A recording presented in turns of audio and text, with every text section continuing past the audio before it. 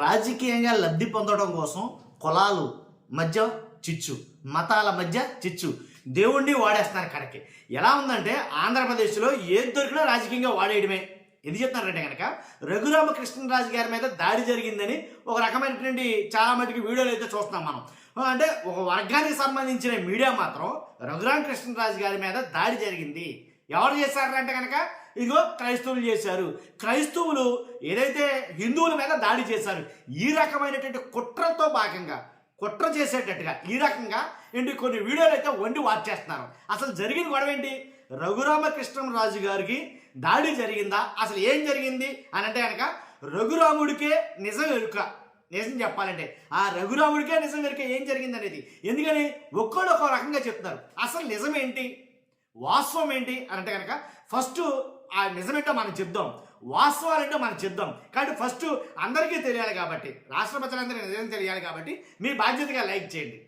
కొత్తగా మన ఛానల్ చూస్తే పక్కగా సబ్స్క్రైబ్ చేయండి. మీ అమూల్యమైన అభిప్రాయాన్ని కామెంట్ రూపంలో తెలియజేయండి. చరిత్ర ఒకసారి చూసుకున్నట్లయితే కనుక రామాలయాలు దళిత వాడల్లో రామాలయాలు ఉండేవి కదా. దళిత వాడలే ఉంది, మాలపేటలో రామాలయాలు ఉండేవి. ఆ రామాలయాలు రాను రాను రాను రాను అంటే కాలం మారి కొద్దీ చాలా మటుకి దళితులు క్రైస్తవులుగా మారడం, అంటే మ్యాక్సిమం ఓ 150 కుటుంబాలు ఓ 100 కుటుంబాలు ఉంటే కనుక ఉన్న కుటుంబాలందరూ కూడా క్రైస్తవులుగా మారడంతో రామాలయాల పర్యవేక్షణ ఆగిపోయింది. రామాలయంలోకి వెళ్ళే వాళ్ళు కూడా తగ్గిపోయారు. కానీ ఆ కుటుంబాల పరిధిలో ఆ పేటల్లో ఎక్కడ కూడా రాముడిని కొలిచే వాళ్ళు లేకపోవడం వల్ల అక్కడ వాళ్ళంతా క్రైస్తవులుగా మారడం వల్ల అక్కడ రామాలయాలు అనేవి తగ్గినాయి. వాస్తవం ఇది, జగమెరిగిన సత్యం. ఎవరు అవునన్నా కాదన్నా ఇది నిజం. మీరు చెక్ చేసుకోండి. ఏదైతే మాలపేటలు ఉన్నాయో ఆ మాలపేటలు లేదా దళితపేటలు ఏవైతే ఉన్నాయో ఆ దళితపేటల్లో ఎక్కడ తిరిగినా సరే రామాలయాలు మూతపడ్డాయి. రామాలయాలు మ్యాక్సిమం పోయి, ఎందుకని ఇంచుమించుగా 100 ఏళ్ళు లేదా 70 ఏళ్ళు ఒక 80 ఏళ్ళ కిందట కట్టినటువంటి రామాలయాలు అవన్నీ కూడాను. కాబట్టి అవన్నీ కూడా పాడైపోయి శిథిలావస్థకు చేరుకున్నాయి. ఇది నిజమా కాదా మీ గుండెల మీద చేసి చెప్పండి. అలాంటి ఒక రామాలయమే ఏదైతే ఆకివీడు పెద్దపేటలో ఉందో ఆ పెద్దపేటలో ఉన్న రామాలయం కూడా, ఆకివీడులో ఉండే పెద్దపేటలో ఉన్న రామాలయం కూడా అలాంటి స్థితికే చేరుకుంది. పూజలు అలాంటి రామాలయాలు కూడా నిజం మాట్లాడాలంటే కనుక ఏదైతే శ్రీరామనవమి రోజున ఏదైతే బెల్లం పానకం వేస్తారో ప్రసాదం పంచుతారో ఆ రోజున మాత్రం ఒకవేళ అక్కడ ఎవరైనా ఉంటే కనుక ఖచ్చితంగా ఆ రోజున బెల్లం పానకం అవి పంచుతారు. ఏదండి కాబట్టి అక్కడ జరిగింది ఏంటి, అసలు ఉన్నారా ఎవరైనా అంటే కనుక నిజం చెప్తానండి. ఇప్పుడు చాలా చోట్ల చాలా మట్టికి రామాలయాల్లో ఎక్కడ కూడా పూజలు జరగడం లేదు. ఎక్కడ దళిత క్రైస్తవులు ఉన్న చోట లేదా క్రైస్తవులు ఉన్న చోట ఆ పేటల్లో రామాలయాలు శిథిలావస్థకు చేరుకున్నాయి. ఇది వాస్తవం. ఎక్కడో 1, 2 ఇట్లకి బాగుండొచ్చు. ఇది యథార్థం. కాబట్టి ఇప్పుడు అక్కడ జరిగింది ఏంటి, దళితపేటలో ఏదైతే ఆకివీడు పెద్దపేటలో జరిగింది ఏంటంటే కనుక అక్కడ రామాలయం పరిస్థితి కూడా అదే. చాలా ఏళ్ల కిందట, సుమారుగా 100 ఏళ్ల కిందటని రఘురామకృష్ణరాజు గారు చెప్తున్నారు. అప్పుడు కట్టినటువంటి ఆ దళితపేటలో కట్టిన ఆ రామాలయం ఎక్కడ కూడా ఎవరో కూడా వెళ్ళటంలా. వాళ్ళు చెప్పారు, ఎవరైతే వెళ్ళారో రఘురామకృష్ణరాజు గారు వెళ్ళి రామాలయం శిథిలావస్థకు చేరుకుంది కానీ రామాలయం నేను కట్టిస్తానంటే వెంటనే వాళ్ళంతా వచ్చి ఒక మాట చెప్పారు.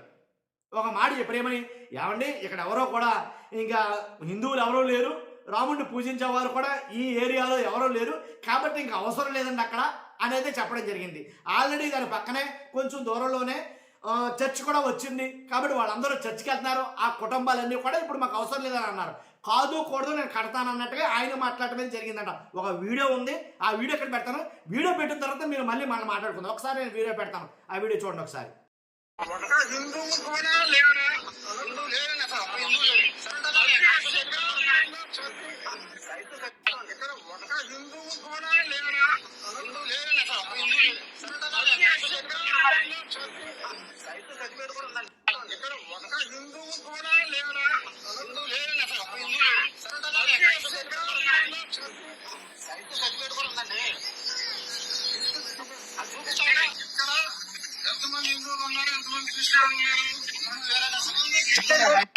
ఈ ఉండి నియోజకవర్గంలో దళిత సామాజిక వర్గానికి చెందినటువంటి వారు ఎప్పుడైనా ఎవరి ఆలయాల దగ్గరికైనా వెళ్ళి గొడవలు చేసిన చరిత్ర ఉందా? చంద్రబాబు నాయుడు గారు ఏం చేద్దాం అనుకుంటున్నారు? ఎందుకు మీరు స్పందించరు? లోకేష్ బాబు గారు ఎందుకు స్పందించరు? ఏంటి కులాల కొమ్ములాట? ఏంటి మతాల కుమ్ములాట? ఎందుకండి? ప్రజాస్వామ్య బద్ధంగా ఏర్పడిన ప్రభుత్వాల కింద ఉన్నావా? ఆటవిక రాజ్యం. అసలు గొడవకి కారణం ఇదే, ఈ వీడియోనే. గొడవకి కారణం అదే. అర్థమైంది కదా? రఘురామ కృష్ణరాజు గారు ఏం మాట్లాడారో, వాళ్ళు ఏం సమాధానం చెప్పారో, ఇక్కడ ఉన్న వాళ్ళందరూ క్రైస్తవులేనండి, ఇక్కడ అవసరం లేదని వాళ్ళు ఏం చెప్పారో, కాదు కూడదని కడతానని ఏం చెప్పారో, అది అక్కడితో అయిపోయింది. కట్ చేస్తే ఏం జరిగింది? మరలా రఘురామ కృష్ణరాజు గారు మరలా వెళ్ళడం జరిగింది శ్రీరామ నవమి రోజున. వెళ్ళిన తర్వాత వెళ్ళటంతో మంది మార్పడంతో ఆయనకు ఉండే ప్రొటెక్షన్ తోటి ఆయన వెళ్ళడం జరిగింది. నన్ను అడిగితే కనుక వెళ్ళిన రఘురామ కృష్ణరాజు గారు సాఫీకి వెళ్తే అసలు ఇబ్బంది లేకపోను, కూడా ఉన్న జనం స్థానికులను ఎవరైతే నిరసన తెలియజేస్తున్నారో, రఘురామ కృష్ణరాజు గారు రావడాన్ని వ్యతిరేకించి నిరసన తెలియజేస్తున్నారో దళితులైనటువంటి వాళ్ళు నిరసనని వాళ్ళు రెచ్చగొట్టేటట్టుగా కొన్ని వ్యాఖ్యలు, ఎవరు రెచ్చగొట్టేటట్టుగా, రఘురామ కృష్ణరాజు గారు కూడా వచ్చినటువంటి వాళ్ళు కొంతమంది రెచ్చగొట్టేటట్టుగా మాట్లాడారు. అందువల్ల అక్కడ ఉద్రిక్త పరిస్థితులు నెలకొన్నాయి. కాబట్టి గొడవ కూడా జరిగింది, కొంతమందికి గాయాలు కూడా అయ్యాయి. ఇది యథార్థమే. కాకపోతే నేను అనేది ఏంటంటే, ఇక్కడ రాజకీయం ఎలా జరిగిందో చూడండి ఒకసారి మీరు. రఘురామ కృష్ణరాజు గారు టీడీపీ, రఘురామ కృష్ణరాజు గారు కూడా ఎవరు వెళ్ళాలి? వెళ్తే టీడీపీ నాయకులు వెళ్ళాలి. కాదంట, జనసేన వాళ్ళు వెళ్ళారంట. ఓ మీడియా చెప్తుంది. మీడియా ఏముంది, ఈనాడు కానీ ఆంధ్రజ్యోతి కానీ రాసుకొచ్చింది ఏంటి, జనసేన వాళ్ళు అండి ఆ జన సైనికులకి చాలా మందికి గాయాలయ్యాయి అన్నారు. మరి టీడీపీ వాళ్ళు ఏరి? టీడీపీ వాళ్ళు రాలేదా? అంటే ఏంటి అక్కడ రాజకీయం? ఇప్పుడు కులం మతం మధ్య రాజకీయం, అర్థమైంది మీకు? కాబట్టి అసలు ఇప్పుడు ప్రజాసేవకుడిగా ఏంటి, అంతేకాదు ప్రజాప్రతినిధిగా ఉన్నటువంటి రాజకీయ నాయకులు ఏం చేయాలి? గొడవ జరుగుతుంది అని అనుకుంటే కనుక ఆ గొడవను సామరస్యంగా పరిష్కరించే విధానాన్ని వెతకాలి. గొడవని రెచ్చగొట్టేటట్టుగా ఉండకూడదు. ఏ నాయకుడైనా కానీ, ఏ ప్రజాప్రతినిధి అయినా కానీ అక్కడ గొడవ జరుగుతుంది, వాళ్ళు వద్దన్నారంటే సామరస్యంగా కూర్చోబెట్టాల్సింది. ఇప్పుడు 150 కుటుంబాలు, 200 కుటుంబాలు, 100 కుటుంబాలు ఉన్న ప్రాంతంలో అందరూ వద్దంటే వద్దు, కాదు మాకు కావాలని ఒక్కడున్నా సరే ఆ ప్రాంతంలో మాకు కావాలి, ఆ గుడి మాకు కావాలి, మా కోసం కట్టించండి అని ఒక్క కుటుంబ సభ్యులు మాట్లాడినా, కుటుంబ సభ్యులు మొత్తం కాదు, ఒక్కడు మాట్లాడినా గుడి కట్టించాలి. దాంట్లో ఎలాంటి డౌట్ లేదు, నో డౌట్ ఎట్ ఆల్. నేను చెప్తున్నాను, నిజంగా ఆ కుటుంబాల్లో, ఆ ప్రాంతాల్లో, ఆ పేటలో, దళిత పేటలో నిజంగా రామాలయానికి వెళ్ళేవారు ఎవరైనా ఉంటే కనుక, వెళ్తున్నారంటే కనుక అసలు ఎలాంటి డౌట్ లేదు, వాళ్ళ కోసం ఆ గుడి ఉంచాల్సిందే, అవసరమైతే కట్టాల్సిందే, దాంట్లో ఎలాంటి డౌట్ లేదు. ఎందుకని వాళ్ళ గౌరవాన్ని, వాళ్ళకు ఉండేటువంటి ఏదైతే మనస్సాక్షి ఉందో, వాళ్ళకుండే అభిమానం ఏదైతే ఉందో దాన్ని కాదంటానికి ఎవరు సరిపోరుగా. కాబట్టి మేము అసలు ఎవరూ లేము ఇక్కడ మొత్తం అందరూ కూడా మేము మారాము, మేము వేరేగా ఉన్నాము అని వాళ్ళు చెప్తున్నారు. కావాలన్న వాళ్ళు ఎవరైనా ఉన్నారా అక్కడ అంటే కనుక ఎవరు కనిపించటం అర్థమైంది. కాబట్టి నిజమేంటి మీకు అర్థమవుతుంది కదా. కాబట్టి అంటే లేనిపోని ఉద్రిక్తలని దారి తీసే పరిస్థితులు రావడానికి కారణం ఏంటి? రెచ్చగొట్టే వ్యాఖ్యలు చేయడం ఎందుకు? ఇప్పుడు రఘురామకృష్ణరాజు గారి మీద స్థానికేతరులు దాడి చేశారు అంటున్నారు. అక్కడ వాళ్ళు చూస్తే హిందువులపై దాడి, ఒక మీడియా మాట్లాడుతుంది, ఒక పత్రిక రాసుకొచ్చింది, ఒక మీడియా మాట్లాడుతుంది, హిందువులపై క్రైస్తవులు దాడి అంట. ఏంటండి అది? ఇప్పుడు వాళ్ళు అక్కడ జరుగుతుందేంటి, అక్కడ జరిగిన సన్నివేశం ఏంటి చూడాలి కదా, వాస్తవాలు ఏంటనేది చూడాలి కదా. 57 మంది మీద కేసులు పెట్టారు, 144 సెక్షన్ రన్ అవుతుంది అక్కడ.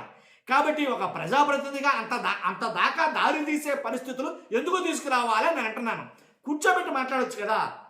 ఏమయ్యా ఎంతమంది ఉన్నారు మీరు? ఇదిగో మొత్తం మేము ఎంతమంది ఉన్నాం, ఈ ఏరియాలో మొత్తం మేమే ఉన్నాం, మీలో ఎవరైనా ఈ రామాలయంకి వెళ్ళి పూజలు చేసే వాళ్ళు ఎవరైనా ఉన్నారా? ఉంటే ఉన్నారు, లేకపోతే లేరు. ఉన్నారని ఒక్కడన్నా సరే, నేను మళ్ళీ రాస్తాను, నోట్ మై వర్డ్, ఉన్నారని ఒక్కడన్నా సరే అది ఉంచాల్సిందే, నేను కాదంటలా. కాదు లేరు మొత్తం అంతా వాళ్లే అని అనుకో, అప్పుడు ఏం చేయాలి? దాన్ని అలా ఉంచేయడమో లేకపోతే అవసరమైన చోట కట్టడమో, అదే నేను చేయాల్సిన పని. ఇప్పుడు తిరుమల తిరుపతిలో అన్యమత ప్రచారం చేయడం ఎంత తప్పో వద్దు, మాకు ఇక్కడ చర్చ్ ఉంది, మేము చర్చ్ ఏర్పాటు చేసుకున్నామంటే అక్కడ గుడి కడతారంటే కూడా అంతే తప్పేమో అని నా అభిప్రాయం. మీ అభిప్రాయం ఏంటో చెప్పండి. అర్థమైందా మీకు? కాబట్టి ఈ రకమైనటువంటి గొడవ అయితే జరిగింది. గొడవకి కారణం ఇది, మూలం ఇది, మీకు క్లియర్ కట్గా చెప్పా. కాబట్టి ఎవరిది తప్పో మీరే డిసైడ్ చేసుకోండి. కాబట్టి ఖచ్చితంగా చరిత్ర చూసుకున్నట్లయితే కనుక ఎక్కడ తగ్గిందండి, నా సబ్స్క్రైబర్లు ఇంచుమించుగా 1,15,000 మంది ఉన్నారు. 1,15,000 మంది 1,00,000 గ్రామాల్లో అంటే వేరే వేరే చోట్ల నుంచి ఉన్నారు. మీ ఊర్లో మీరు చెక్ చేయండి, దళితపేటల్లో రామాలయాలు ఎలా ఉన్నాయా?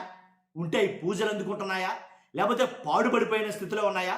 కాబట్టి వాళ్ళంతా చేంజ్ అయ్యారా లేదా? కాబట్టి అలాంటి చోట అవసరం. ఒక్కసారి మీరే కామెంట్ రూపంలో తెలియజేయండి ఫస్ట్. ఓకేనా? Thank you very much.